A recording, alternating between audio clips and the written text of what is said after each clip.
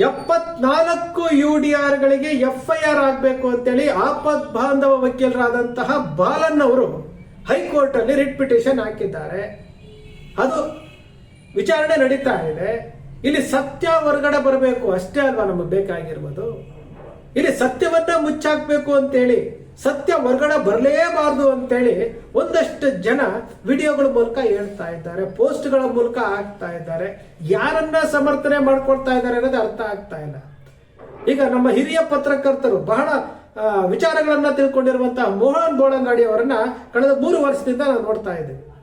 ಅವರು ಎಲ್ಲಾ ವಿಚಾರಗಳಲ್ಲೂ ಸಹ ಈಗ ಸೌಜನ್ಯ ವಿಚಾರದಲ್ಲೂ ಮಾತನಾಡಿದ್ದಾರೆ. ಸೌಜನ್ಯ ವಿಚಾರದಲ್ಲಿ CC ಕ್ಯಾಮೆರಾ ಬಗ್ಗೆ ಅವರು ಮಾತನಾಡಿದ್ರು. ಅವರು ಸೌಜನ್ಯ ವಿಚಾರದಲ್ಲಿ ಏನು ಸಾಮೂಹಿಕವಾಗಿ ಅತ್ಯಾಚಾರ ಆಗಿದೆ ಅಂತೇಳಿ ಅವತ್ತಿನ ಆಗಿರ್ಬೋದು ಅಂತೇಳಿ ಅವತ್ತಿನ SP ಹೇಳಿದ್ರು, IGP ಅವರು ಹೇಳಿದ್ರು, ಜಡ್ಜ್ಮೆಂಟ್ ಕಾಪಿನಲ್ಲೂ ಉಲ್ಲೇಖ ಆಗಿದೆ. ಈ ಎಲ್ಲಾ ಇಟ್ಕೊಂಡಿದ್ರು ಸಹ ಅವ್ರು ಯಾರನ್ನ ಕಾಪಾಡ್ಲಿಕ್ಕೆ ಇವರು ಮಾತನಾಡ್ತಾ ಇದ್ದಾರೆ ಅಂತ ಅರ್ಥ ಆಗಲಿಲ್ಲ. ಮೋಹನ್ ಬೋಳಂಗಾಡಿ ಅವರು ಹಿರಿಯ ಪತ್ರಕರ್ತರು, ಅದನ್ನ ಈ ಹೆಣ್ಣು ಮಗಳ ಪರವಾಗಿ ನಿಂತ್ಕೊಳ್ಬೇಕಾಗಿತ್ತು. ಯಾರೇ ಅತ್ಯಾಚಾರ ಆಗಿರಲಿ, ಸಂತೋಷ್ ರಾವ್ ನಿರಪರಾಧಿ ಅಂತ ಗೊತ್ತಾದ್ಮೇಲೆ ಅಪರಾಧಿ ಯಾರು ಅನ್ನೋದಷ್ಟೇ ನಮ್ಮ ಪ್ರಶ್ನೆ ಆಗಿರುವಂತದ್ದು. ಈ ವಿಚಾರದಲ್ಲಿ ಇವತ್ತು ಸುಪ್ರೀಂ ಕೋರ್ಟ್ ವರೆಗೂ ಹೋಗಿದೆ.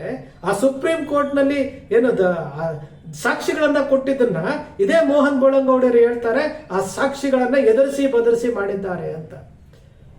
ಇವರು 74 UDRಗಳಲ್ಲಿ ಅಪರಿಚಿತ ಶವಗಳು ಅವತ್ತೇ ಸಿಗುತ್ತೆ, ಅವತ್ತೇ ದಫನ್ ಮಾಡ್ತಾರೆ.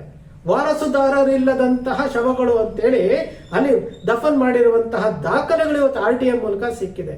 ಹಾಗಾದ್ರೆ ಅವತ್ತೇ ಸಿಕ್ಕಿ ಅವತ್ತೇ ದಫನ್ ಮಾಡ್ತಾರೆ ಅಂತಂದ್ರೆ, ಹಾಗಾದ್ರೆ ವಾರಸುದಾರರಿಲ್ಲ ಅಂತೇಳಿ ಯಾವ ರೀತಿ ಕಂಡಿಡಿದ್ರು? ಹಿರಿಯ ಪತ್ರಕರ್ತರು ಹೇಳ್ಬೇಕಲ್ವಾ? ಅಲ್ಲಿ ದಾಖಲೆಗಳು ಹೇಳ್ತಾ ಇದೆಯಲ್ಲ.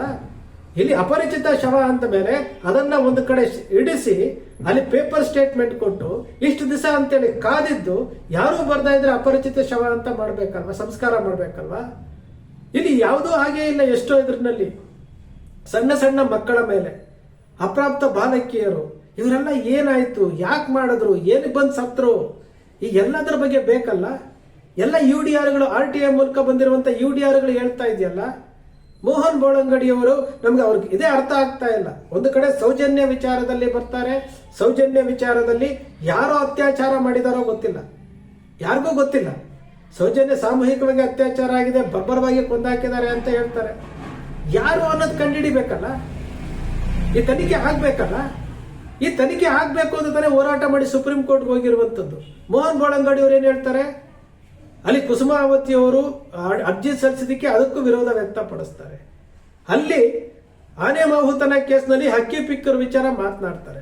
ಅಲ್ಲಿ ಸಂತೋಷ್ ರಾವ್ನ ಲಿಂಕ್ ಮಾಡಿದ್ದಾರೆ ಅಂತೇಳಿ ಗಿರೀಶ್ ಮಟ್ಟಣ್ಣ ಅವರು ದಾಖಲೆಗಳನ್ನ ಬಿಟ್ಟಾಗ ಅಲ್ಲಿ ಸೈಲೆಂಟ್ ಆಗ್ತಾರೆ. ಅದಾದ ನಂತರ ಮತ್ತೊಮ್ಮೆ ಚಿನ್ನಯ್ಯ ಬಂದಾಗ, ಚಿನ್ನಯ್ಯ ಬಂದಿರುವಂತಹ ವಿಚಾರದಲ್ಲಿ ಇಲ್ಲಿ ಎಲ್ಲಿ ಸತ್ಯ ಹೊರಗಡೆ ಬಂದ್ಬಿಡುತ್ತೋ ಆ ಸತ್ಯವನ್ನ ಅಸತ್ಯವಾಗಿಸೋದಕ್ಕೆ ಏನೆಲ್ಲ ಪ್ರಯತ್ನಗಳು ಮಾಡ್ತಾ ಇದ್ದಾರೆ.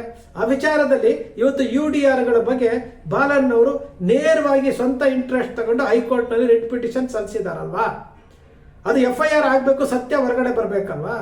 ಇಲ್ಲಿ ನೇರವಾಗಿ ಈ ಹೋರಾಟಗಾರರನ್ನ ಗುರಿಯಾಗಿಸ್ಕೊಳ್ಳೋದು. ಹೋರಾಟಗಾರರು ಏನೋ ತಪ್ಪು ಮಾಡಿಬಿಟ್ರು,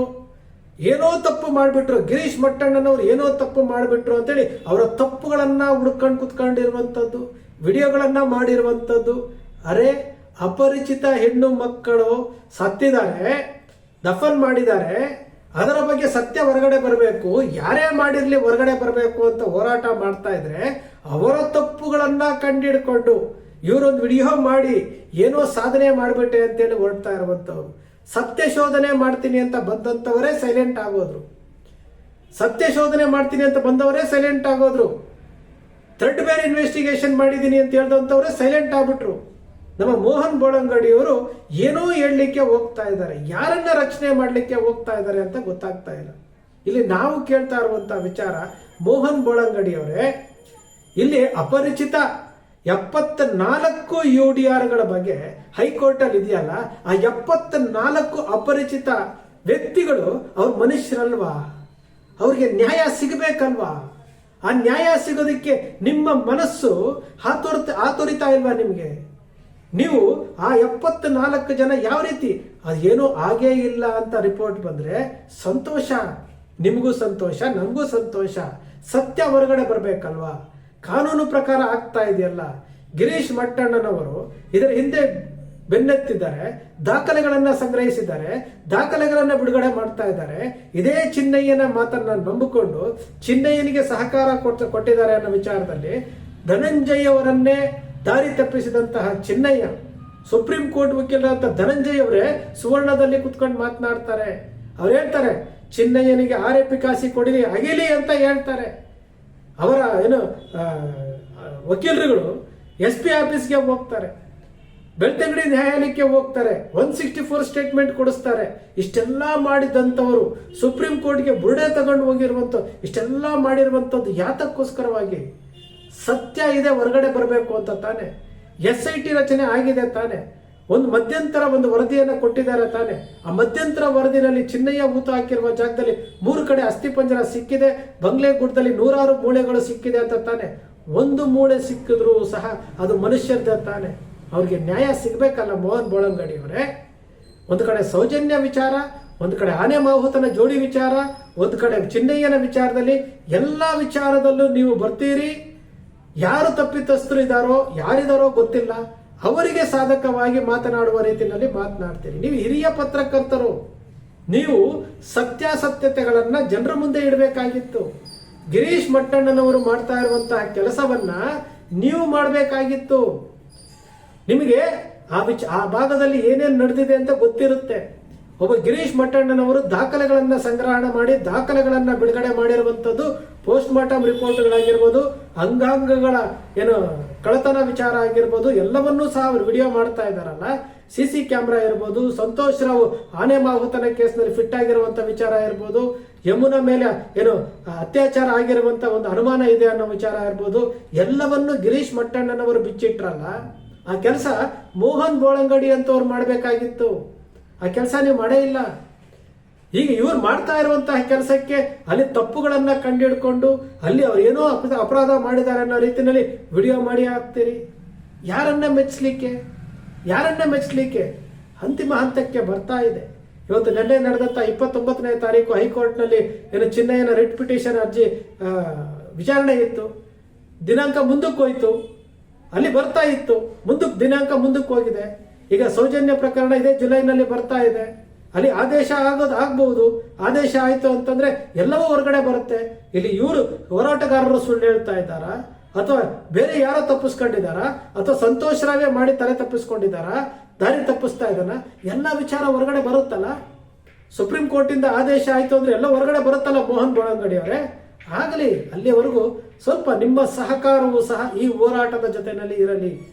ನೀವು ಏನೋ ತಪ್ಪು ಕಂಡಿಡಿದು, ನಾನೇನೋ ತಪ್ಪು ಕಂಡಿಡಿದು ಬಿಟ್ಟಿದ್ದೀನಿ, ನಾನೇನೋ ಸಾಧನೆ ಮಾಡಿಬಿಟ್ಟಿದ್ದೀನಿ ಅನ್ನೋ ರೀತಿಯಲ್ಲಿ ನೀವು ವಿಡಿಯೋಗಳನ್ನ ಮಾಡ್ಕೊಂಡು ಹೋಗ್ತಾ ಇದ್ದೀರಿ. ನೀವು ಆಗ್ಬೇಕಾಗುತ್ತೆ ಹೊರತು ಈ ರೀತಿ ಗೊಂದಲಗಳನ್ನ ಮಾಡಬಹುದು. ಯಾಕೆ ಗೊತ್ತಾ ಮೋಹನ್ ಬೋಳಂಗಡಿ ಅವರೇ, ಪ್ರತಿಯೊಂದು ಜೀವಕ್ಕೂ ತನ್ನದೇ ಆದಂತಹ ಬೆಲೆ ಇರುತ್ತೆ. ಇಲ್ಲಿ ಜೀವಗಳು ಹೋಗಿರುವಂಥದ್ದು, ಇಲ್ಲಿ ನಮ್ಮ ಕಣ್ಣು ಮುಂದೆ ಇರುವಂಥ 74 UDRಗಳಿರ್ಬೋದು, ಚಿನ್ನಯ್ಯ ಹೇಳಿರುವಂಥ 100 ಹೆಣಗಳಿರ್ಬೋದು, ಸೌಜನ್ಯ ಇರ್ಬೋದು, ಆನೆ ಮಾವುತ ಇರ್ಬೋದು, ಇವೆಲ್ಲವೂ ಸಹ ನಮ್ಮಂತೆ ನಿಮ್ಮಂತೆ ಮನುಷ್ಯ ಜೀವಗಳೇ. ಈ ಎಲ್ಲದಕ್ಕೂ ಸಹ ತಂದೆ ತಾಯಿ ಇರ್ತಾರೆ, ಕುಟುಂಬ ಇರ್ತಾರೆ, ಎಲ್ಲವನ್ನೂ ಇರ್ತಾರೆ. ಅವ್ರಿಗೂ ನ್ಯಾಯ ಸಿಗ್ಬೇಕಲ್ಲ ಮೋಹನ್ ಬೋಳಂಗಡಿ ಅವರೇ. ಅದಕ್ಕೋಸ್ಕರವಾಗಿ ಹೋರಾಟಗಾರರು ಪ್ರಾಮಾಣಿಕವಾಗಿ ಕೆಲಸ ಮಾಡ್ತಾ ಇದ್ದಾರೆ. ಆ ಹೋರಾಟಗಾರರನ್ನೇ ಗುರಿಯಾಗಿಸ್ಕೊಂಡು ಆ ಹೋರಾಟಗಾರರೇ ವಿಲನ್ ಅನ್ನೋ ರೀತಿ ಬಿಂಬಿಸೋದಿಕ್ಕೆ, ಯಾರನ್ನೋ ತೃಪ್ತಿ ಪಡಿಸೋದಿಕ್ಕೆ, ಯಾರು ಅತ್ಯಾಚಾರಗಳಿದಾರೋ ಅವರು ಖುಷಿ ಪಡ್ತಾ ಇರ್ತಾರೆ. ಮೋಹನ್ ಬೋಳಂಗಡಿ ಅವರು ನಮ್ಮ ಪರವಾಗಿ ಮಾತನಾಡ್ತಾ ಇದ್ದಾರೆ, ಸಮರ್ಥನೆ ಮಾಡ್ಕೊಳ್ತಾ ಇದ್ದಾರೆ. ವಸಂತ್ ಗಿಳಿ ಅವರು ಮಾತಾಡ್ತಾ ಇದ್ದಾರೆ, ರಿಪಬ್ಲಿಕ್ ಕನ್ನಡದವ್ರು ಮಾತನಾಡ್ತಾ ಇದ್ದಾರೆ, ಅಜಿತ್ ಹನುಮಕ್ನವ್ರು ಹಿಂದೆನೆ ಮಾತಾಡಿದ್ದಾರೆ. ಈ ರೀತಿ ಅವರು ಖುಷಿ ಪಡ್ತಾ ಇರ್ತಾರೆ. ಸತ್ಯ ಗೆಲ್ಲಬೇಕು. ಆ ಸತ್ಯಕ್ಕೆ ಬಾಲನ್ನವರು ಇವತ್ತೇನು ಟೊಕ್ಕ ಕಟ್ಟಿ ನಿಂತಿದ್ದಾರೆ ಸತ್ಯ ಗೆಲ್ಸೋದಕ್ಕೆ. ಅವ್ರಿಗೆಲ್ಲರಿಗೂ ಸಹ ಸಹಕಾರಿಯಾಗಿರೋಣ. ಮೋಹನ್ ಬೋಳಂಗಡಿ ಅವರೇ, ಗಿರೀಶ್ ಮಟ್ಟಣ್ಣನವರನ್ನ, ಮಹೇಶ್ ಶೆಟ್ಟಿ ತಿಮ್ರೋಡಿ ಅವರನ್ನ, ಕುಸುಮಾವತಿ ಅವರನ್ನ, ಹೋರಾಟಗಾರರನ್ನ ಟಾರ್ಗೆಟ್ ಮಾಡೋದನ್ನ ಫಸ್ಟ್ ನಿಲ್ಲಿಸಿಬಿಡಿ. ನಿಮ್ಮ ಕೈಲೇ ಸಾಧ್ಯ ಆಯಿತು ಅಂದ್ರೆ ನಿಮಗೆ ಗೊತ್ತಿರುವಂತಹ ಸತ್ಯದ ಮಾಹಿತಿಗಳಿದ್ರೆ ಅದನ್ನ ಹಂಚಿಕೊಡಿ. ಹೋರಾಟಗಾರರ ಜೊತೆ ನಿಮ್ಮ ಕೈ ಇರಲಿ ಅಂತ ನಿಮ್ಮ ಅಕ್ಷರ ಮೀಡಿಯಾದ ಮೂಲಕ ನಾನು ನಿಮಗೆ ಮನವಿ ಮಾಡಿಕೊಳ್ತೇನೆ. ನಿಮ್ಮ ಅಕ್ಷರ ಮೀಡಿಯಾ ಸೃಷ್ಟಿ ಮಾಡಲ್ಲ, ಕಲ್ಪನೆ ಮಾಡಲ್ಲ, ವಾಸ್ತವದ ವಿಚಾರವನ್ನಷ್ಟೇ ವಿಶ್ಲೇಷಣೆ ಮಾಡುತ್ತೆ. ನಿಮ್ಮ ಅಕ್ಷರ ಮೀಡಿಯಾದ ವಿಶ್ಲೇಷಣೆ ನಿಮ್ಗೆ ಇಷ್ಟ ಆಯಿತು ಅಂದರೆ ಸಬ್ಸ್ಕ್ರೈಬ್ ಆಗಲಿಲ್ಲ ಅಂದರೆ ಸಬ್ಸ್ಕ್ರೈಬ್ ಮಾಡ್ಕೊಳ್ಳಿ. ಪಕ್ಕದಲ್ಲಿ ಕಾಣುವಂಥ ಬೆಲ್ ಐಕಾನ್ ಪ್ರೆಸ್ ಮಾಡಿ, ಶೇರ್ ಮಾಡಿ, ಪ್ರೋತ್ಸಾಹ ನೀಡಿ.